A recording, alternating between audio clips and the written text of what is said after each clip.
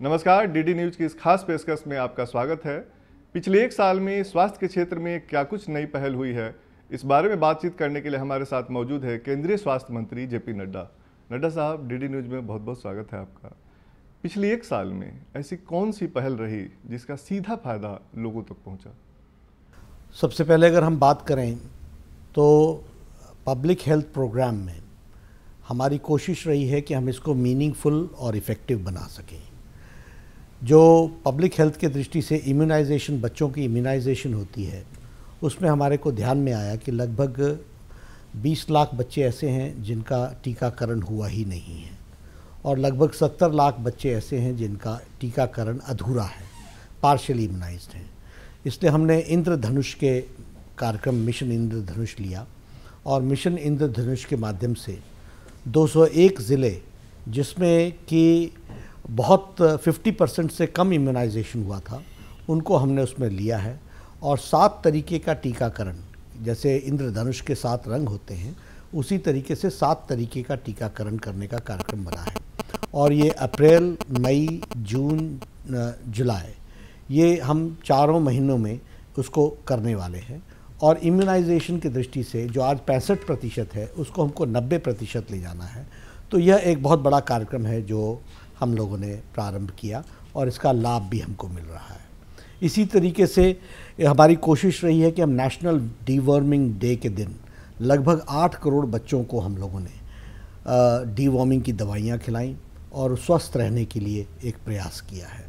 इसी तरीके से कार्यक्रम हमारे यहाँ पिछले साल शुरू हुआ, India newborn action plan, India newborn action plan. इसके तहत जो बच्चे पैदा होते हैं, पैदा होने से पहले और पैदा होने के पश्चात उसकी जच्चा और बच्चा, माता की और बच्चे की किस तरीके से रक्षा की जा सकती है, उसके लिए कौन कौन सी दवाइयाँ हैं, पैदा होने से पहले माता को क्या क्या दवाई देनी है और पैदा होने के बाद माता और बच्चे को क्या क्या दवाई देनी है, इसका एक complete package, basket of vaccines और बास्केट ऑफ मेडिसिन्स, इसका हम लोगों ने शुरू किया है। तो ये इंडिया न्यूबॉर्न एक्शन प्लान के तहत जो इन्फेंट मॉर्टेलिटी रेट है, IMR है, उसकी में बहुत ज़्यादा गिरावट आने की का प्रयास हुआ है और इसका उसमें लाभ मिलने वाला है। इसी तरीके से maternal neonatal tetanus eradication elimination, ये प्रोग्राम हम लोगों ने शुरू किया। इसके तहत वर्ल्ड हेल्थ ऑर्गेनाइजेशन ने भी हमको सर्टिफिकेट दे दिया है। 4 स्टेट्स बची हैं जहां पर यूनिसेफ और वर्ल्ड हेल्थ ऑर्गेनाइजेशन की टीम वहां अपना उसका सर्वे करा रही है और सर्वे कराने के बाद उन 4 स्टेट्स में भी हमको सर्टिफिकेट मिलेगा। तो जिसको हम कहते हैं कि टेटनस से एलिमिनेशन, मदर और बच्चे को, इसकी टोटल एलिमिनेशन का ये कार्यक्रम है जिसमें हमको सफलता मिली है। इसी प्रकार हम न्यू वैक्सीन्स शुरू कर रहे हैं, IPV की, रोटा वायरस की, मीज़ल्स रूबेला की और एडल्ट जापानीज़ इंसेफ्लाइटिस की। अब हमको हमारे ध्यान में आया होगा कि एडल्ट को भी जापानीज़ इंसेफ्लाइटिस के शिकार हो रहे हैं, तो उसकी भी हम वैक्सीन्स देंगे। तो इस तरीके से हम 7 टीकाकरण, जो 7 किस्म की टीकाकरण हम देते ही हैं, diphtheria, whooping cough, tetanus, measles, polio, ये तो हम देते ही हैं, लेकिन इसके साथ साथ अपना रोटा वायरस, अपना मीज़ल्स रूबेला, जापानीज़ इंसेफ्लाइटिस और IPV, इस तरीके का हम देने का प्रयास करेंगे। ये हम जोड़ रहे हैं। पिछले 30 साल से टीकाकरण अभियान चल रहा है, उसमें 65% अभी तक टीकाकरण हुआ है। क्या आपको लगता है कि 5 साल में आप 90% अचीव कर पाएंगे, जबकि लोगों में अभी भी टीकाकरण को लेकर भ्रम है? बिल्कुल। इसके लिए जो हमको प्रयास करना है, हमारी कोशिश है कि हम पब्लिक रिप्रेजेंटेटिव्स को साथ मिलें, हेल्थ वर्कर्स को साथ मिलें, स्टेट गवर्नमेंट्स को साथ मिलें, क्योंकि ये स्टेट सब्जेक्ट है, करना स्टेट ने है। फाइनेंशियल हेल्प हम देते हैं और टेक्निकल सपोर्ट भी हम देते हैं। तो हमारा प्रयास है और अभी जो टीकाकरण जो पिछले महीने हुआ है वो बहुत सेटिस्फैक्ट्री रहा है, लेकिन हम 4 महीने बाद हम महसूस कर पाएंगे और हम उसको इवैल्यूएट करेंगे। 5 से 6% अगर टीकाकरण में हमको वृद्धि मिलती है तो हम अपने डेडलाइन से पहले कर जाएंगे और नहीं तो हमको और भी जो इसमें स्ट्रैटेजीज़ लगानी पड़ेंगी वो हम नई स्ट्रैटेजीज़ लगाएंगे। 201 डिस्ट्रिक्ट के बाद भी कोई आपको विस्तार करने हाँ, की जरूरत है? बिल्कुल। फिर इन 201 डिस्ट्रिक्ट्स के बाद अगले साल हम जो उससे लोअर प्रायोरिटी के डिस्ट्रिक्ट्स हैं उस पर फोकस करेंगे। देश के सभी ज़िलों में होना है, लेकिन हम इसको फोकस्ड इसलिए करना चाहते हैं कि ताकि स्ट्रैटेजी हमारी ठीक रहे, फोकस्ड हम काम करें और हमको सही मायने में रिजल्ट आ सके। सिर्फ इस तरीके से हम पैसा सब जगह लगा दें, टेक्निकल सपोर्ट दे दें और उसका राइटफुल यूटिलाइजेशन ना हो तो अच्छा नहीं होगा। इसलिए हम भी स्ट्रैटेजी ऐसे कर रहे हैं, मैपिंग कर रहे हैं, कहाँ ज़रूरत है, कहाँ कहाँ उसके लिए कौन कौन लगेगा, उसके लिए मैन पावर कैसे लगेगा, टेक्निकल सपोर्ट कैसे लगेगा। वैक्सीन का में कोल्ड चेन बहुत इम्पॉर्टेंट होता है, तो वो हमारा वो चेन मेंटेन रहेगा कि नहीं रहेगा, कोल्ड चेन, ये सारी चीज़ों को हम वर्कआउट करके कर रहे हैं। जापानीज इंसेफेलाइटिस की जो टीकाकरण की बात हो रही है, यूपी और बिहार के कई जिले इससे प्रभावित होते हैं। अभी मौसम भी आने वाला है, तो इसको लेकर कोई रणनीति? हमारे यहाँ बैठक हो चुकी है, ट्रेनिंग हो चुकी है, उसके लिए जो दवाइयाँ जानी हैं वो जा चुकी हैं, फॉलोअप एक्शन चल रहा है और हम उस पर एक स्ट्रैटेजी के साथ लगे हैं। अभी आगे चल करके मेरा खुद का भी प्रवास होगा, सिर्फ बिहार और उत्तर प्रदेश नहीं है, वेस्ट बंगाल, आसाम में भी इसका इम्पैक्ट है, वहाँ भी हम देखने वाले हैं। कुछ एरिया तमिलनाडु में भी इसका इम्पैक्ट रहता है। तो जहाँ जहाँ है हम सब जगह मैपिंग करके पूरी ताकत लगाएंगे। डॉक्टरों की कमी देश में बहुत है, नर्स की कमी है, पैरामेडिकल्स की कमी है। इस चुनौती से निपटने के लिए क्या कदम उठाए जा रहे हैं? देखिए, ये कोई छोटे मोटे परिवर्तन से इसका परिवर्तन नहीं होगा। हम इसको वर्कआउट कर रहे हैं। हमारी कोशिश है कि हम मेडिकल काउंसिल ऑफ इंडिया और IMA दोनों को ऑन बोर्ड लें और दोनों को ऑन बोर्ड ले करके हम इस पर वर्कआउट करें, कोई स्ट्रैटेजी तय करें और उस स्ट्रैटेजी पर हम वर्कआउट करें। सरकार इस पर गंभीर है, तीव्र गति से हम काम कर रहे हैं, जल्दी हम किसी नतीजे पर पहुंचेंगे। मेडिकल कॉलेज ज़्यादा से ज़्यादा खोलने की ज़रूरत है ताकि उस पर भी हम वर्क कर रहे हैं, उस पर भी हम काम कर रहे हैं। लेकिन मैंने कहा ना कि सिर्फ कॉस्मेटिक चेंजेस से काम नहीं चलेगा। कोई हम सतही तौर पर चेंजेस कर लें तो काम चले, डिमांड काफ़ी है और रूरल एरियाज़ के लिए कुछ जिसको हम कहते हैं कि एक नए सिरे से सोचने की ज़रूरत है। मेडिकल क्षेत्र में काम करने वाले स्टेक होल्डर्स के सपोर्ट की ज़रूरत है और हम कैसे इसको अच्छे ढंग से कर सकते हैं उसको करने के लिए हमको एक नीतिगत निर्णय लेना पड़ेगा। नीतिगत निर्णय लेने के लिए जो स्टेक होल्डर्स हैं उनको हम कॉन्फिडेंस में लेंगे। बहुत जल्दी हम इस पर हम आगे बढ़ना चाहते हैं। आप नए एम्स की बात कर रहे थे, नए एम्स सरकार खोलना चाहती है, इस दिशा में कितना कदम उठाएगा? बहुत उसमें हम लोगों ने आगे हम बढ़े हैं। पिछले साल हम लोगों ने 4 एम्स खोले थे, इस बार हम लोगों ने 5 एम्स की घोषणा की है। पहले के अगर हम मिला लें, अटल जी की सरकार में 6 एम्स खुले थे, तो कुल मिलाकर के अगर हम देखें तो लगभग 15 एम्स और इस सरकार के द्वारा 9 एम्स की सैंक्शन मिल चुकी है। उस पर जगह की शिनाख्त हो गई है, उस पर हम फॉलोअप करते हुए तीव्र गति से आगे बढ़ रहे हैं। तो हमारा प्रयास है कि हम इसको तीव्र गति से करें और ये टर्शरी केयर सेंटर में एक बहुत बड़ा काम होगा। दिनों दिन इलाज महंगे होते जा रहे हैं और तकरीबन 6 करोड़ लोग पर ईयर इलाज में जो उनका खर्चा होता है उस बोझ की वजह से गरीबी रेखा से नीचे चले जाते हैं। क्या कोई ऐसी योजना है जिससे लोगों को सस्ता, सुलभ और क्वालिटी उनको सुविधा मिले? ये आदरणीय मोदी जी की सरकार की घोषणा है कि हम स्वास्थ्य के क्षेत्र में आम आदमी को एक्सेसिबल, एफोर्डेबल और क्वालिटी हेल्थ दे। इसके लिए सरकार गंभीर है और सरकार इसके लिए योजना भी बना रही है। ये कोई छोटा मसला नहीं है। इसमें हम अगर फाइनेंशियल सपोर्ट भी करें तो फाइनेंशियल सपोर्ट अंतिम आदमी तक पहुंचना चाहिए। इसके लिए कैपेसिटी बिल्डिंग भी करने की आवश्यकता है। तो हम इसको मीनिंगफुल तरीके से कैसे किया जा सकता है उस पर हम वर्कआउट कर रहे हैं।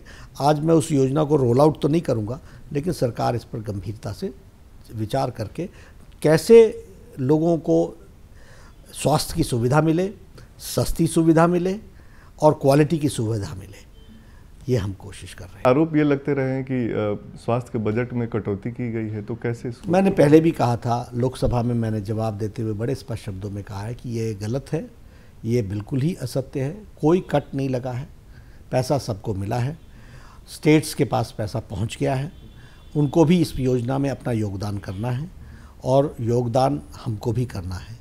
इन सब के बावजूद कि पैसा उनको देने के बावजूद भी केंद्र सरकार ने किसी भी फ्लैगशिप प्रोग्राम में कोई कटौती नहीं की है और हम इसको आगे चलाएंगे। जहाँ भी जो ज़रूरत होगी वो हम पूरा करेंगे।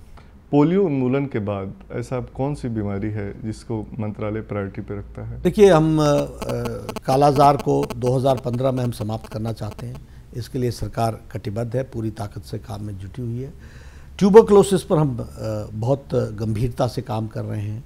उसको भी हम ये तो नहीं कहेंगे कि हम इरेडिकेट कर पाएंगे, लेकिन हम उसको आगे बढ़ाएंगे। लेप्रेसी के जो बीमारी है उसमें हम बहुत हद तक सफल हो गए हैं, उसको भी हम पूरा करेंगे। इस तरीके से हम पब्लिक हेल्थ के इन प्रोग्राम्स में इनको हम हाई प्रायोरिटी पर लेकर के कार्य करेंगे। भारत जो है नॉन कम्युनिकेबल डिजीज़ का राजधानी बनता जा रहा है। इस चुनौती से निपटने के लिए मंत्रालय की क्या रणनीति है? दो बातें हैं। एक बात तो ये है कि हमको लाइफस्टाइल चेंजेस जो हमारे में आई हैं उसके कारण ये नॉन कम्युनिकेबल डिजीज़ की संख्या बढ़ी है।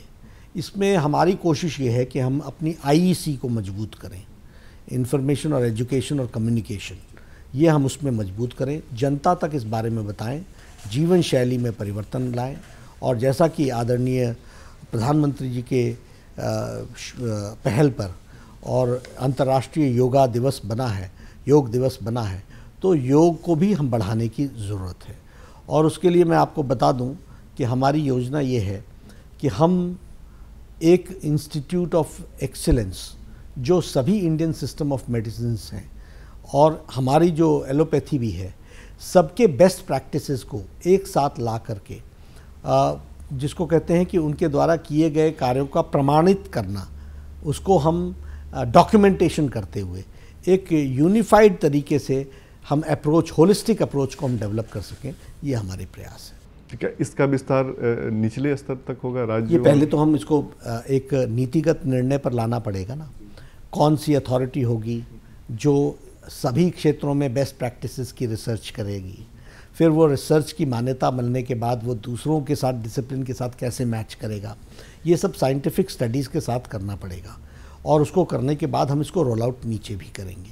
लेकिन ये हमारी योजना है जो आपसे मैं शेयर कर रहा हूँ। योग को बढ़ावा देने के लिए व्यापक तरीके से काम किया जाए। योग को बढ़ावा देने के लिए आयुष काम कर रहा है, लेकिन होलिस्टिक अप्रोच में योग का योगदान नॉन कम्युनिकेबल डिजीज़ में कितना है, इस पर तो हम रिसर्च कर ही रहे हैं।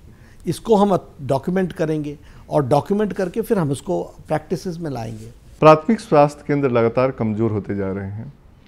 शहरी क्षेत्रों में बड़े बड़े अस्पतालों को सस्ते दर पर ज़मीन दी जाती है, लेकिन ऐसा आरोप लगता है कि वो गरीबों का इलाज नहीं करते। देखिए, सबसे पहली बात तो यह है कि जहाँ तक प्राइमरी हेल्थ सेंटर्स का सवाल है, नेशनल हेल्थ मिशन के तहत बहुत तीव्र गति से उनके इंफ्रास्ट्रक्चर में सुधार आया है और इसी कारण से हमारा मैटरनल मोर्टेलिटी रेशियो MMR और IMR और total fertility rate TFR, MMR, IMR और TFR में बहुत पॉजिटिव सिग्नल्स मिले हैं और अच्छे इंडिकेटर्स हमारे बने हैं। जहाँ तक सवाल है कि सरकारी भूमि दी जाती है प्राइवेट इंस्टीट्यूट्स को, इसकी रेगुलेशन की ज़रूरत है। इसको हम रेगुलेट करने का प्रयास कर रहे हैं। डॉक्टर गांव में नहीं जाते हैं, गांव के लोग कब तक आशा ANM के भरोसे रहेंगे? मैंने इसीलिए कहा ना कि इसी पर जो बहुत मैंने कहा है कि नीतिगत निर्णय करने की ज़रूरत है। जो आप डॉक्टरों की कमी की बात बोल रहे हैं या कोई कॉस्मेटिक चेंजेस से काम नहीं चलेगा, उसमें यही विषय है कि रूरल एरिया में स्वास्थ्य की चिंता कौन करे और कैसे करे, इसी के बारे में हम विचार कर रहे हैं। बहुत जल्दी हम इस पर नतीजे पर पहुँच। वक्त हो चला है एक छोटे से ब्रेक का। आप देखते रहिए DD न्यूज़।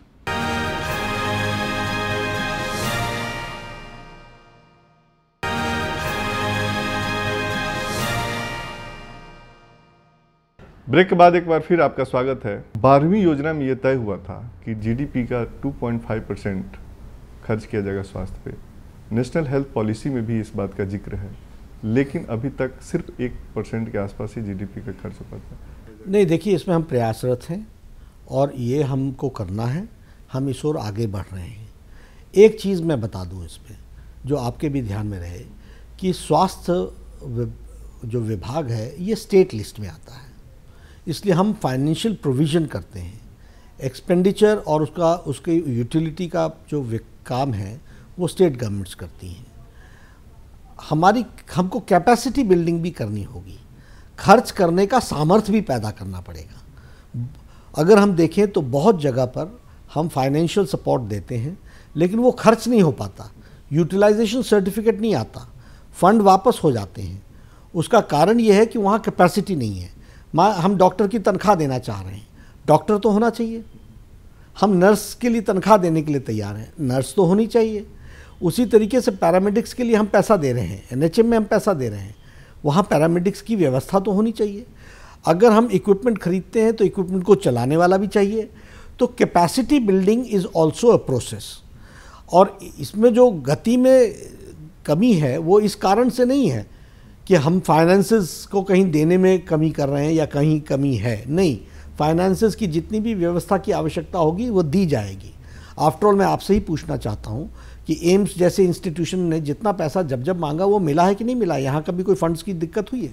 क्योंकि they have the capacity to spend and the money goes directly for the welfare of the patient.